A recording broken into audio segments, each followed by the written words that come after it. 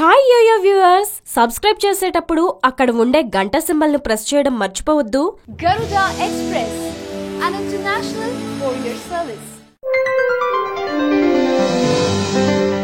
తెలంగాణ రాష్ట్ర 2017-18 వార్షిక బడ్జెట్ రూపాయలు 1.41 లక్షల కోట్లు, అంతకంటే ఎక్కువగానే ఉండే అవకాశం ఉంది.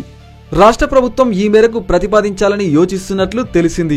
గత వార్షిక బడ్జెట్ రూపాయలు 1.30 కోట్లు కాగా ఈసారి రూపాయలు 11,000 కోట్ల మేరకు పెంచాలని భావిస్తున్నట్లు సమాచారం. ఈసారి బడ్జెట్ కేటాయింపులో వెనుకబడిన తరగతుల వారికి భారీగా నిధులను పెంచనున్నారు. వివిధ వర్గాల వారికి వేతనాల పెంపు, 2 పడక గదుల ఇళ్ల నిర్మాణం, వైద్యం, విద్య వంటి అవసరాల కోసం నిధుల కేటాయింపు పెరగనుంది. ఈ నెల 13న ఉదయం 11:30 గంటలకి తెలంగాణ ప్రభుత్వం బడ్జెట్ ను ప్రవేశపెట్టాలని నిర్ణయించింది. ప్రస్తుతం బడ్జెట్ రూపకల్పనపై తుది కసరత్తు జరుగుతుంది. ఆర్థిక మంత్రి ఈటల రాజేందర్ ఆర్థిక శాఖ అధికారులతో చర్చించారు. నేడు ముఖ్యమంత్రి కేసీఆర్ వద్ద జరిగే సమావేశంలో తుది నిర్ణయం తీసుకోనున్నారు.